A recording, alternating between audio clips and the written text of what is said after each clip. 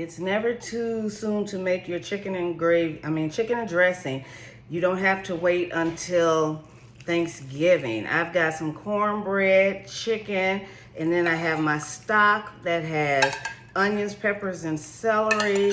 I seasoned it with salt, pepper, and sage. I'm just gonna mix this together. I put chicken in my chicken and dressing. We're gonna stir this up. Just mix it real well. This is how we do it in Lavonne's kitchen. Just make some chicken and dressing just for the heck of it, just because you want it. Remember, you don't have to wait for a holiday. And then we're gonna add some extra chicken to it, and then we're gonna bake it in the oven for half an hour on 375 degrees. Just make sure it's mixed up really well.